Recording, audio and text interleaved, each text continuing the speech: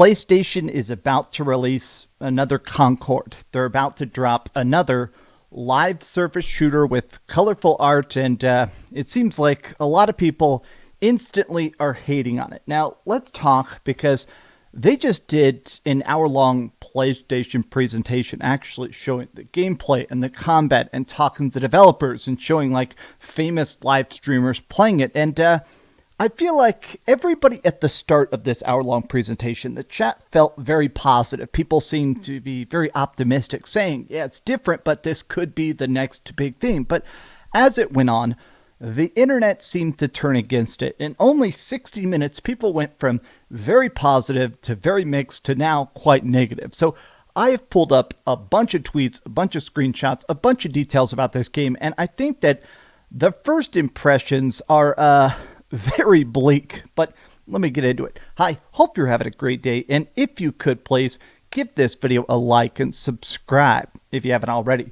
Now let me start with the details as to when this is coming out and what it is. So Marathon is by Bungie, the people that obviously invented Halo, the people that have been doing Destiny for the last decade. Well, they're finally doing something very, very different. This is an extraction shooter that's coming out on September 23rd, so not too long to wait. They're about to be doing a alpha test here on April 23rd, so I'm definitely going to try and get into that because I'm curious about it. But what was really interesting to me is that the more they kind of just showed raw combat, raw people running around on the one map, I think there's literally only one map, more and more people started to say, okay, it just looks fine. I can't really imagine playing this more than a few hours without getting bored. And aside from that fact, it is not free to play. So this is, again, PlayStation has this weird idea of paying for live service. This game is, assumedly, because there are other live service games have all been $40, this is going to be another $40 live service game, which is weird because games like Apex, Warzone, Fortnite, Destiny also, the thing is that those are very different genres of shooters, but this is definitely trying to cater to hardcore shooters. Now, let me just talk about what a lot of people immediately seem to be against, which personally I am enjoying, which is this art style. Some people are really, really, really not liking this art. Personally, I think it has this creepy, hyper clean future aesthetic that for me absolutely works. But this is an extraction shooter. So the way this works is that you drop into the map and you're constantly trying to find loot. You're these people that are bounty hunters on this planet with an empty, weird, mysterious city. Everybody's gone. So you're just coming down here. You're killing the other players. There's mobs. There's monsters. Killing them can also give you items that are either worth money that can give you extra upgrades or weapons. So when you're going into this, the goal is to try to get here, get loot, and get out alive. If you get off the map, you can keep your gear. But when people kill you, look, it drops your stuff on the ground. So it does create this interesting flow. There's other extraction shooters. There's a lot of extraction shooters out there. So this seems to be, though, basically just trying to build on a very established DNA. But, like, even if you hate Destiny, even if you're not a big fan of Halo, it is undoubtable that Bungie knows how to make very, very, very good combat system. Their shooting feels incredibly great. I'll admit that my problem is the fact that I don't really care for the hero powers. I think the hero powers just don't look incredibly fun. This is the one map they showed, Dire Marsh. I feel like my thing is the fact that I just don't like extraction shooters. I feel like I like team deathmatch. I like battle royales.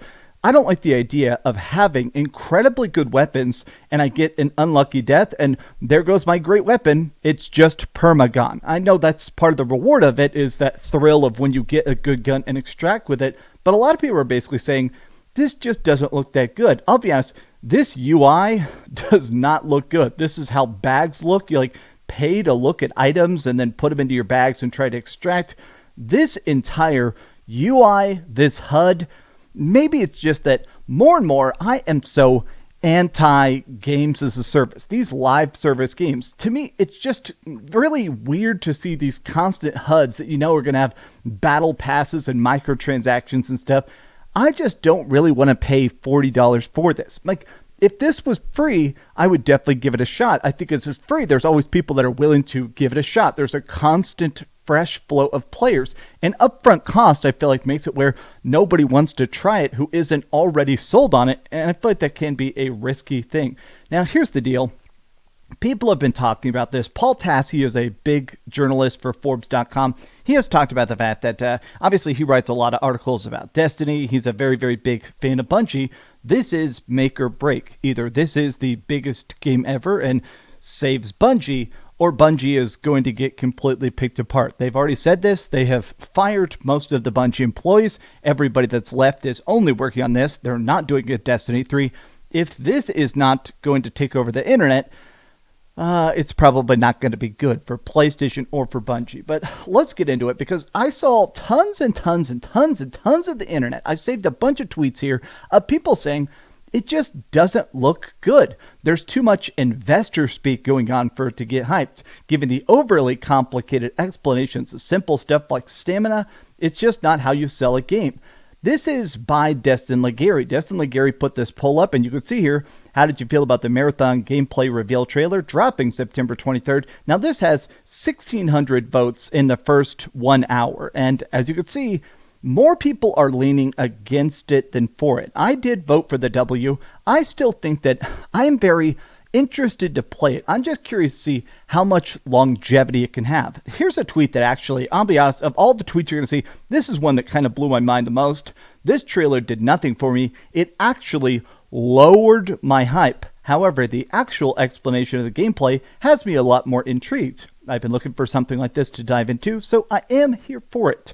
I'm digging the unique art style. Kind of a refreshing look. I'll admit it, I actually do like the art style a lot. It feels like a lot of people are super against this style of like, what do they call it? Retro futurism, where it's almost like an 80s interpretation of the future. Personally, as a guy who grew up obsessed with Blade Runner, this is very, very, very much my vibe. I really like the weird, clean aesthetic of it. It really works for me. But the gameplay overview trailer, I could see this being reasonably successful. Now, to be clear, 500,000 people were watching this reveal just on Twitch. So concurrently, it seems like people are at least paying attention to it. But if the most positive thing you can say is it's going to be reasonably successful, I feel like that's not the best. What's interesting to me is that for a lot of these tweets, you can like look at the replies, and people seem to be not super hyped just in general. This looks boring, I cannot lie. Extraction shooters always look kind of lame. It just looks so flat. My memories of the first 3 Marathon games are biased against this. Even discounting my bias of the fact that they're turning the classic Marathon games into an extraction shooter, it just makes me think that this is so much like a copy of Tron. Especially they're going hard on that AI uplink thing. Man, look at this. I want to be excited for this, but it looks like it could get boring quickly. So after just a few matches, only 18 players in a zone is just meh. So right now, we know the fact that there's one map. The one map is, maybe there's going to be more maps down the line. They said there's going to be 6 runners at launch. And then 4 of them are going to be currently available in the alpha, in the betas and stuff like that. The soldier, the first one of the fight. Recon, locates enemies and punishes them. The glitch. Now they showed this. Each of them have different abilities. Stealth can turn invisible. Glitch is able to do stuff like super sprint. They can do stuff that disrupts, slows, stuns. Blackbird is able to dash in, dash out. Soldier looks like he's able to mark targets and stuff like that. Everybody is using the same guns. It's basically your special abilities. They also said that there isn't going to be a team comp lock. You know, if you've ever played an online game where they're like, oh, there's only allowed to be a certain amount of people that are playing as Glitch or Locust or whatever. There's not going to be that. They said you're probably going to want to have a nice varied team so you have a good selection of skill set, but they did say that if you wanted to just be a lunatic and play all stealthies and just do a void run and stuff like that, you can do that. They said they consider it more of like a meme style, but what's weird to me is that it just feels like everybody is so split. Marathon looks amazing. Marathon gameplay looks like an absolute futuristic dumpster fire. Roblox dog poop. What the heck was that? Oh, man. I just feel like even if you're trying to be positive about this, even if you're excited about this, I just feel like for me, it's not pressing those buttons that are as positive as I would have hoped. I'm excited for Marathon. I'm optimistic about Marathon. But when I see a lot of these clips, when I see a lot of this gameplay and stuff, it just really isn't quite pressing the buttons I hoped. 8 out of 10 reveal. I'm sold on it. Insane.